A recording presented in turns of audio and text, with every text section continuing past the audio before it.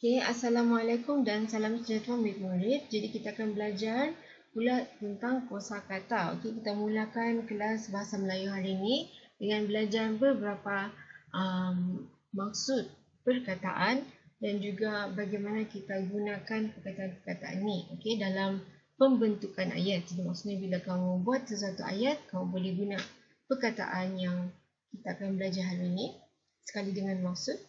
Okey, jadi yang pertama, kita akan belajar tentang maksud taat. Jadi taat ni adalah satu kata adjektif perasaan. Kalau kau masih ingat, cikgu ada belajar ajar beberapa kata adjektif di kelas, di kelas tuition hari tu. Cikgu ada ajar kata adjektif ada 9 semuanya. Jadi ni adalah kata adjektif perasaan. Maksudnya apa yang tersirat di dalam seseorang. Maksudnya apa yang dia rasa ataupun apa yang dia fikir. So itu adalah kata adjektif perasaan, taat. Jadi apakah maksud taat ni adalah apabila seseorang itu tunduk, patuh ataupun menurut perintah. Okay. Jadi maksudnya tunduk ataupun patuh. Jadi bila seseorang tu jika dia minta, contohnya kamu ada kawan A, dia minta orang B ni melakukan sesuatu. Jadi bila orang B ni setuju dengan A, dengan Ali contohnya, jadi itu adalah menurut perintah ataupun patuh. Okey, lagi contoh, kita perlu sentiasa taat kepada ibu dan bapa. Okey, kita perlu sentiasa taat kepada ibu dan bapa. Jadi ini maksudnya adalah bila ibu ayah kamu suruh kamu melakukan sesuatu, contohnya kemas bilik ataupun belajar, siapkan kerja rumah. Jadi bila kamu patuh, contohnya kamu cakap, okey ibu, saya akan bersihkan bilik ataupun okey ibu, saya akan siapkan kerja rumah hari ini. Jadi bila kamu patuh tu maksudnya kamu taat kepada ibu kamu ataupun kamu taat kepada ayah kamu. Jadi itu maksud dia taat. Jadi kita perlu sentiasa taat kepada ibu dan ayah. Kita kira lah kita kecil, kita masih muda ataupun kita sudah dewasa berumur, kita kena sentiasa taat kepada ibu dan bapa. Okey. Jadi satu lagi ni adalah menurut perintah. Jadi menurut perintah ni pun selalunya kena tanya dalam soalan objektif. Bila ada soalan macam tentang Kesultanan Melaka contohnya ataupun pemerintahan Melayu. Jadi perkataan menurut perintah ni ataupun taat selalu kena guna bila dalam berkenaan tentang raja ataupun sultan ataupun pemerintah. So contohnya dalam Malaysia kita sini kita ada sultan, kita ada sultan, kita ada agong, kita ada perdana menteri kan. Jadi mereka ni adalah pemimpin-pemimpin ataupun pemerintah dalam negara. Jadi bila mereka suruh rakyat Malaysia melakukan sesuatu, memberi perintah rakyat Malaysia melakukan sesuatu, contohnya perlu bekerjasama ataupun perlu memastikan kesejahteraan dan keamanan negara contohnya. Jadi bila rakyat Malaysia bersetuju mematuhi perintah, kita melakukan apa yang disuruh, maksudnya kita adalah rakyat yang taat. Jadi seperti biasa, kalau kamu kurang faham, kamu boleh tanya cikgu. Jadi kita tengok pula yang kedua, sepakat. Jadi sepakat ni adalah kata nama. Kata nama, kita ada beberapa kata nama, kita ada kata nama khas, kata nama am. Jadi ini adalah salah satu kata nama. Jadi maksud sepakat sini adalah sependapat. Jadi sependapat ni maksudnya bila orang tu mempunyai pendapat yang sama. So contohnya kamu ada kawan A. Kamu ada kawan A. Dan contohnya kalau kamu ada kawan B. Jadi bila kawan A ni cakap, marilah kita belajar bersungguh-sungguh, pergi ke perpustakaan setiap hari. Contohnya bantu cikgu ke, bantu ibu bapa. Bantu kawan-kawan yang lain yang kurang faham. Jadi bila B ni bersetuju dengan apa yang disuruh ataupun apa yang diuarkan oleh A, jadi bila A dengan B ni mempunyai pendapat yang sama ataupun fikiran yang sama ataupun A dan B ni bersetuju, bersetuju antara sesama lain. Jadi ni adalah maksud sepakat. Bila A sama dengan B, fikiran mereka setuju, itu adalah sepakat. Okey, itu maksudnya sepakat. Satu lagi contoh. Penduduk kampung aman mempunyai kata sepakat untuk mengutip derma bagi membantu keluarga Pak Dola. Jadi maksudnya penduduk kampung aman ni mereka semua sama pendapat. So contohnya kalau dalam penduduk kampung tu ada 50 orang contohnya. So semua 50 orang ingin mengutip derma untuk keluarga Pak Dola. Jadi bila semua setuju, semua sama pendapat, okey, semua mahu kutip derma, jadi ni adalah sepakat. Satu kampung tu sepakat, bekerjasama, bersetuju, sependapat untuk kutip derma bagi bantu keluarga Pak Dola ni lah. Okey, jadi itu adalah maksud sepakat. Kita tengok pula yang ketiga. So ketiga adalah kesejahteraan. So kesejahteraan ni adalah sesuatu yang selalu kena guna dalam soalan objektif juga.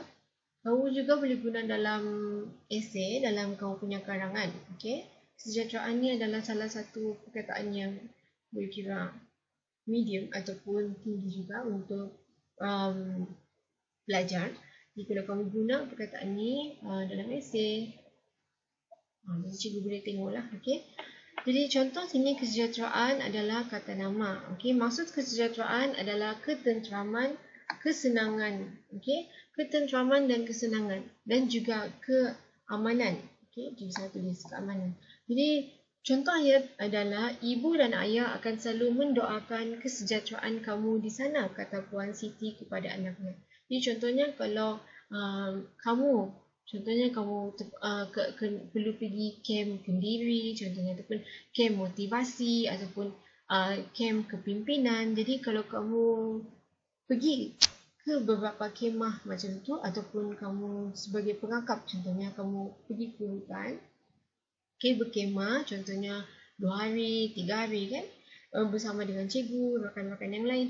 Jadi bila kamu jauh daripada ibu bapa kamu, ibu ayah kamu akan doakanlah kamu kesenangan kamu, ketenteraman dan juga keamanan, sebab kamu jauh daripada parents kamu, ibu ayah kamu. Jadi mereka akan doakan kamu sentiasa selamat, kamu sentiasa tenang, kamu sentiasa mudah kerja. Jadi nanti bila kamu balik, kamu akan berada dalam keadaan yang sihat dan juga selamat.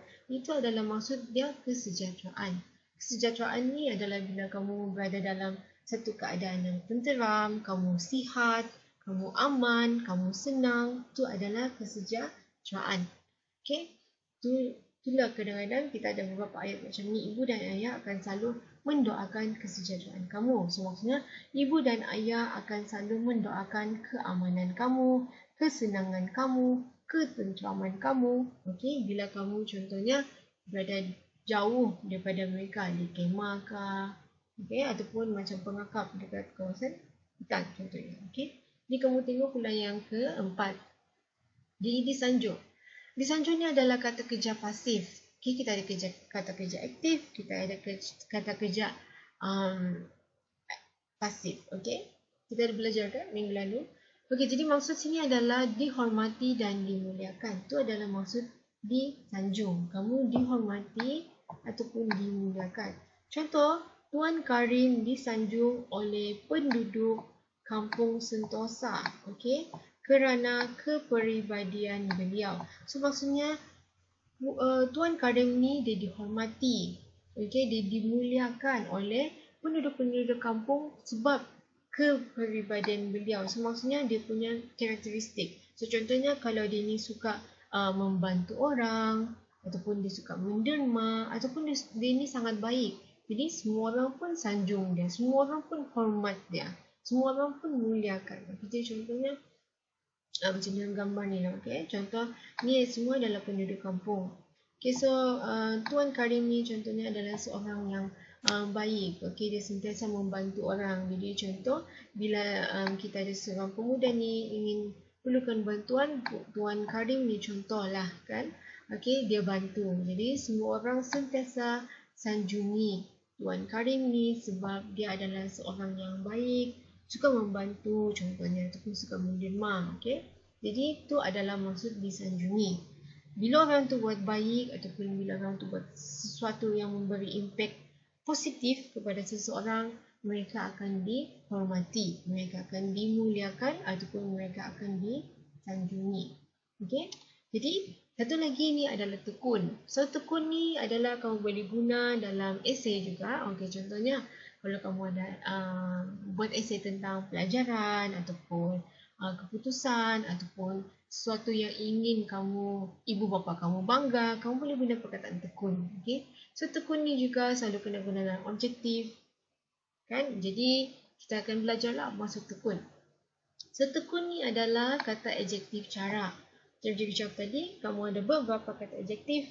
Ni adalah kata adjektif cara. Kata adjektif cara ni dah hampir sama dengan macam kata kerja. Okay, tekun. Okay, jadi maksud dia adalah tekun, kamu bersungguh-sungguh melakukan sesuatu ataupun kamu rajin melakukan sesuatu. Contoh ayat sini, Aiman belajar dengan tekun kerana peperiksaan sudah semakin hampir. Jadi, bila ada pelajar yang belajar bersungguh-sungguh, rajin sangat setiap hari belajar, okay, jumpa kawan belajar, bangun pagi belajar, sebelum tidur belajar, buat kerja rumah, setiap hari, okay, mereka adalah pelajar yang tekun contohnya. Okay, sentiasa belajar, sentiasa melakukan sesuatu dengan bersungguh-sungguh, sentiasa rajin, okay, itu adalah tekun. Lagi, keindahan. Jadi kalau keindahan sini, keindahan adalah kata nama am. So kita ada kata nama khas, kita ada kata nama am, kan? Okay, so kata nama am, keindahan ni maksudnya adalah sifat atau keadaan yang indah, cantik ataupun elok. Jadi keindahan ni kamu boleh bagi dengan contohnya pemandangan. Jadi bila ada pemandangan yang cantik, kamu macam, wah, indah sungguh pemandangan ini, contoh. Jadi sama juga dengan kalau kamu cakap, wah, cantiknya pemandangan ini. Jadi, keindahan ni maksudnya adalah bila sesuatu tu nampak indah di mata kamu ataupun dia cantik ataupun dia elok. Okay? Contoh sini adalah kawasan kaki bukit itu popular dengan keindahan alam yang sangat menarik untuk dihayati. Ini maksudnya contoh kalau kamu pergi kaki bukit, contohnya pergi hiking, mendaki, kan?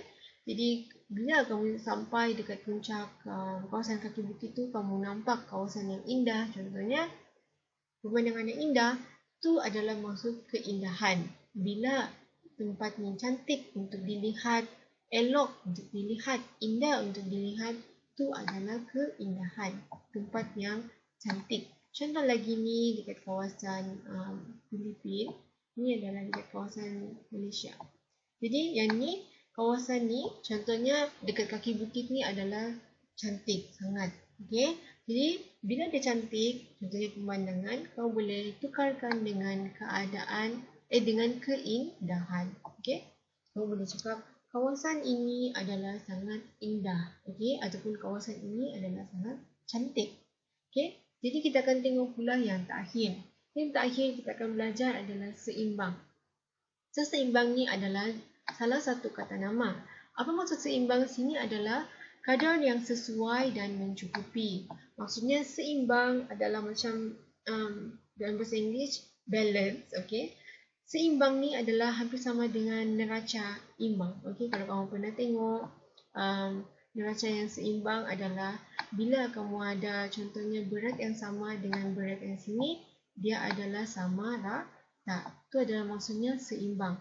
Okay, so dia mencukupi, dia tidak terlebih, dia juga tidak kurang.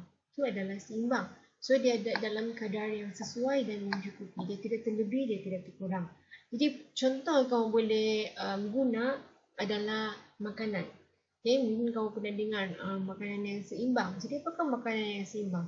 So contohnya makanan yang seimbang ni adalah tabiat memilih makanan yang hendak dimakan dengan tujuan mengekalkan kesihatan tubuh badan.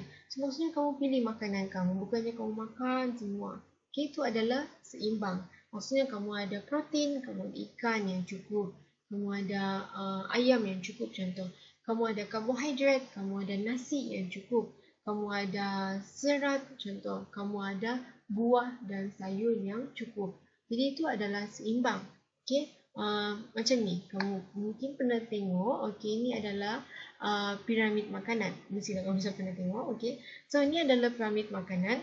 So contoh macam ni, makanan kamu perlu makan banyak adalah karbohidrat sebab kamu perlu membesar contohnya. Okay, so buah-buahan pun kamu perlu makan banyak supaya mudah untuk proses pencernaan. Okay, dan juga mudah untuk proses pembuangan contohnya sebab dia mengandungi serat. Okay, dan ni kamu kena makan yang paling sedikit, contohnya lemak, kamu kena kurangkan garam dan juga gula. Okay, contohnya gula-gula ataupun coklat, aiskrim, jadi benda tu kamu perlu kurangkan. Jadi bila kamu ada makanan yang seimbang, kamu ada karbohidrat, nasi contohnya, kamu ada buah, kamu ada ayam, okay, dan juga kamu ada sedikit garam dan juga gula. So bila kamu ada semua benda yang seimbang, okay, maksudnya dia adalah makanan yang mencukupi. Kamu kena ada ayam, ikan, sayur, okay, buah-buahan dan juga sedikit benda-benda yang manis. Okay. Jadi seperti biasa, kalau kamu ada apa-apa soalan, kamu boleh tanya cikgu.